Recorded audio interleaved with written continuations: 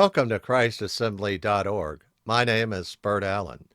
You know, in the Bible, John the Baptist is described by Jesus as a person that there's no one greater born among women than John the Baptist. He's a great guy.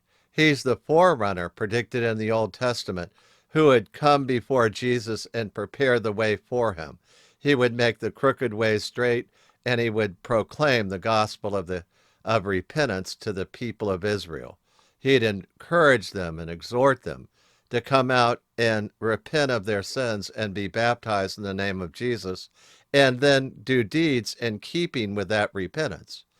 Well, it turned out that John the Baptist had a great ministry. He was baptized Jesus, but then he was arrested by Herod because he told Herod, you can't have your brother's wife.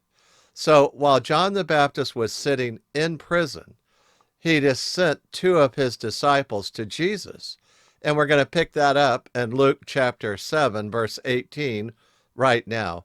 But a lot of people read this passage and think, you know, John the Baptist had a moment of doubt and weakness.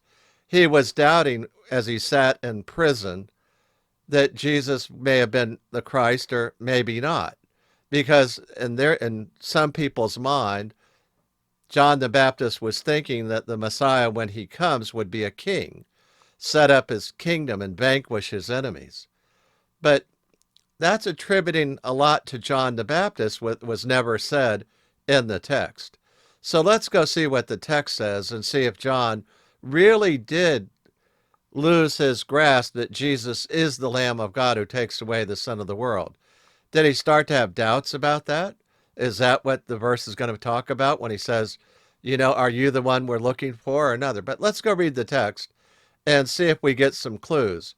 Because when I read that John sent the two men to go and ask, are you the one we're looking for or do we seek another? My initial impression was that doesn't sound like John. But why would John send the two disciples to go do that? Let's go see if we can figure that out. You see, it starts up here with the phrase, the disciples of John reported to John all the things that were going on with Jesus. And he summons two of them. So in verse 18, I see that the disciples of John are important players in this passage. Then I read verse 19. Summoning two of his disciples, John sent them to the Lord, saying, are you the expected one, or do we look for someone else? But again, it's two of his disciples. So the disciples are in view in verse 1 and verse 18. They're also in view in verse 19.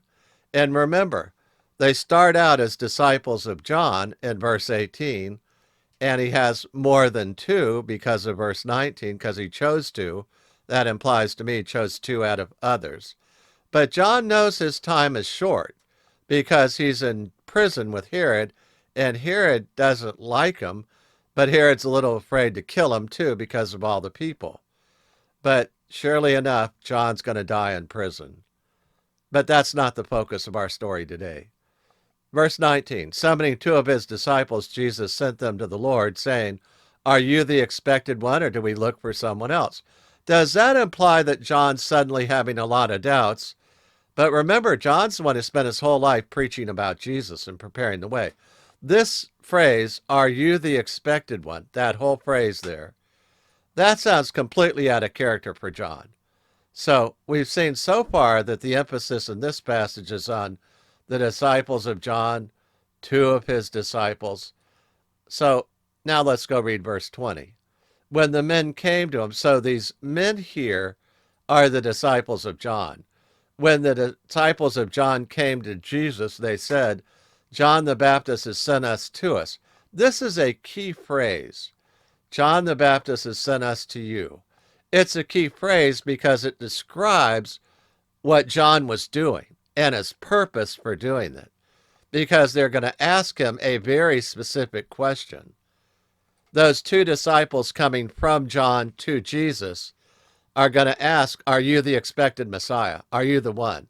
Or do we look for someone else? Now remember, John, his whole life has said he's the one. He saw the dove alight on Jesus. He said, that's the Lamb of God who takes away the sin of the world. He said, I'm here to prepare the way for him. And John has been crystal clear that Jesus is the expected one. So why would John tell these two disciples to go ask that question to Jesus? Well, watch what happens when Jesus provides an answer. He doesn't provide an answer with words. He provides an answer with acts, with deeds. At that very time, verse 21, he cured many people of diseases and afflictions and evil spirits, and he gave sight to many who were blind. So, in verse 20, the men came to Jesus. So we've seen in verse 18, the disciples of John, and then more disciples of John.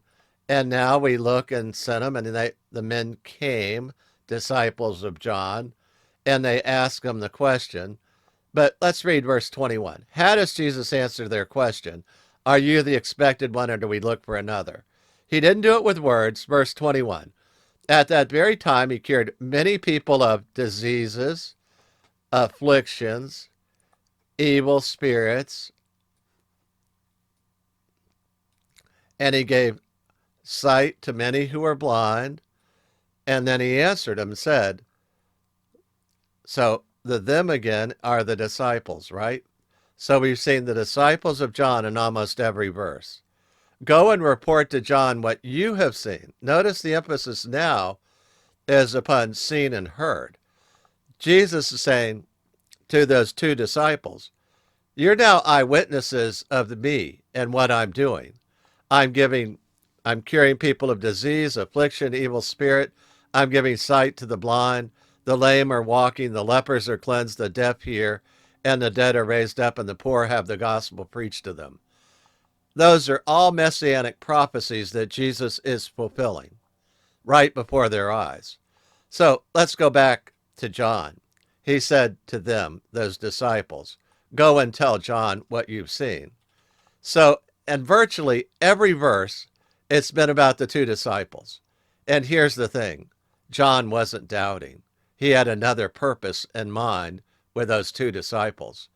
He wanted them to go hear from Jesus firsthand that he was the expected one. But Jesus wasn't going to say it. He was going to prove it with his actions.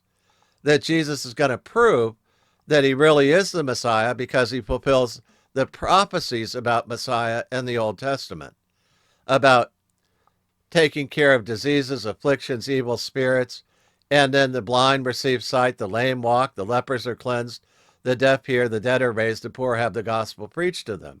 Blessed is he who does not take offense at me. So you go, oh, I get it now. John sent those two disciples to Jesus so that they would hear directly from Jesus with proof that he is the expected one. So the whole thing wasn't about John doubts. It's all about the disciples hearing firsthand from Jesus that he is the expected one. John wasn't doubting. He wanted to send those two guys to hear with their own ears and see with their own eyes that Jesus really is the expected one, and they don't need to seek anybody else. But those two disciples will no longer be disciples of John. He's going to die shortly in prison when he's beheaded. But they are going to become great disciples of Jesus because they're going to spread the news far and wide that Jesus is the expected one, and we know because we saw him with our own eyes. So I think John the Baptist has been terribly slandered by people who say that John doubted. I think the better evidence is the fact that throughout the whole passage, those two disciples were at issue. And John the Baptist wanted them to hear that Jesus really was the Christ, that he's the expected one. They don't seek anybody else because he's going to show them with his acts that he really is the Messiah. So the last verse is, blessed is he who does not take offense at me. I don't want to cover the next passage in detail, but let me just say that Jesus then turns around in verses 24 through 30 about the greatness of John the Baptist. Capsulized in verse 28, I say to you, among those born of women, there's no one greater than John. So John wasn't the doubter at his death. He was the one who put his two disciples into the path of Jesus so they could ask that question, are you the expected one or do we seek someone else? And have a rock solid answer from Jesus that would convince them and make them eyewitnesses of Jesus, ready now to become the testimony of Jesus with their lives. They're going to testify to what they've seen and heard directly from Jesus in response to their question, are you the expected one or do we see another? So if you have any questions or comments, feel free to shoot them over. But I think that a lot of people have slandered John the Baptist for saying he doubted when it was really about the two disciples. So let's pray. Father, we thank you for your word and we pray your blessing upon it. Lord, we thank you for those two disciples who saw you, heard you, and knew precisely who you were, that you are the expected Messiah. You are the one. We seek no other. We found our Savior. We pray in your name, Lord Jesus. Amen. Hallelujah. Before I close the video, I'd like to share with you 4 verses about eternal life. I often ask people this simple question: why should Jesus let you into heaven? And the answer to that question surprises many people because it comes from the Bible and it's simple and it's clear. Most folks, when they hear that question, they tell me, well, I've been good, or tried to do more good than bad, or I tried hard, or I've done a lot of nice things, and I hope God will let me into heaven. They somehow think if their good works outweigh their bad works, that God will let them in. But God says, actually, I'll let people into heaven because of a free gift. But the story from Jesus starts with 4 verses, and I'm going to read them one at a time. Romans 3:23 says, for all have sinned and fall short of the glory of God. Romans 3:23. You see, for every person who lives today on earth in human flesh, we've all sinned, every one of us. We've all told a lie.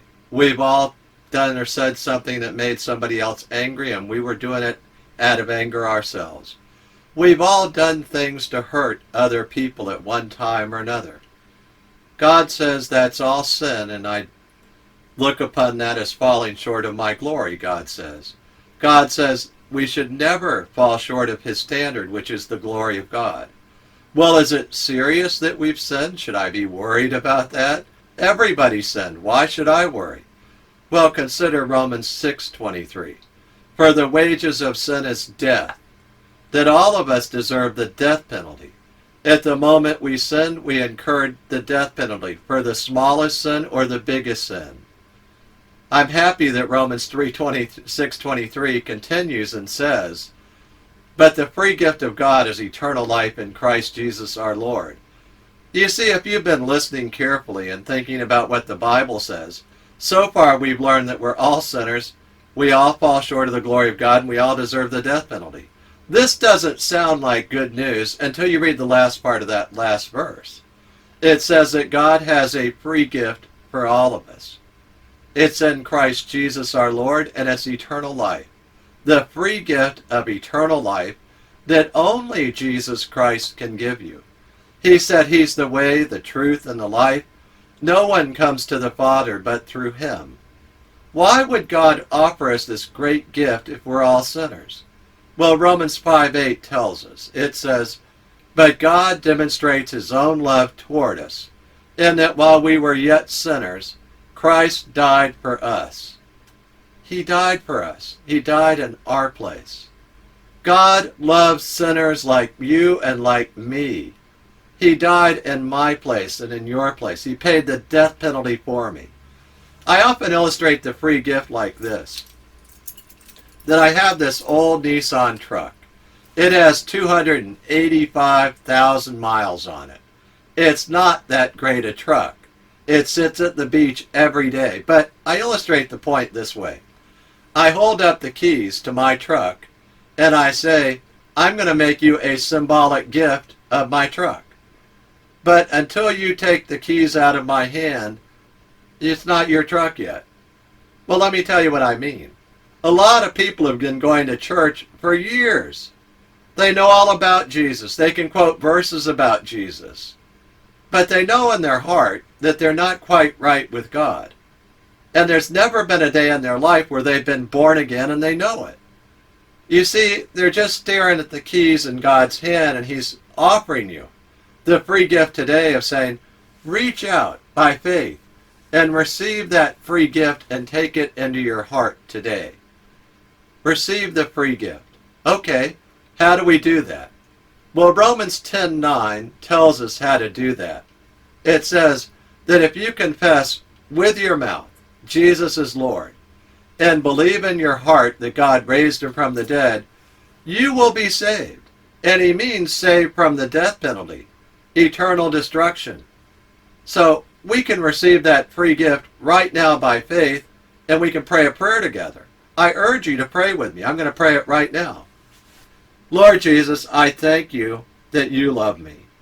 I confess that I am a sinner and I fall short of the glory of God. I confess too that I deserve the wages of sin, which is death.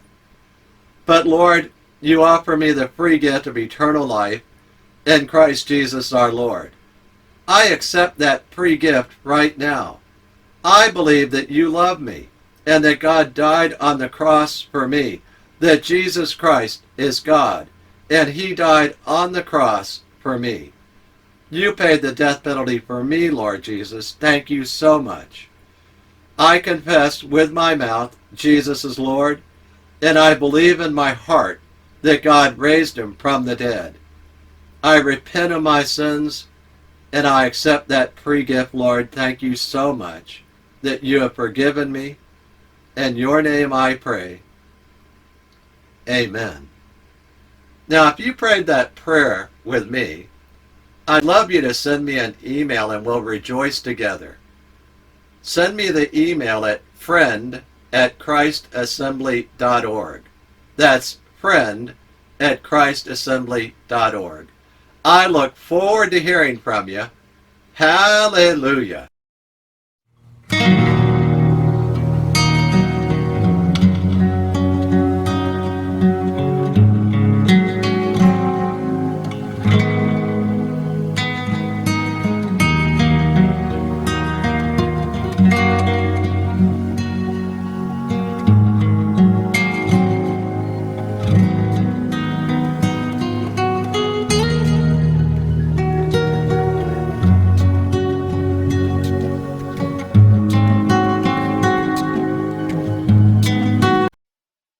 Scripture quotations taken from the NASB, New American Standard Bible, copyright 1995 by the Lockman Foundation.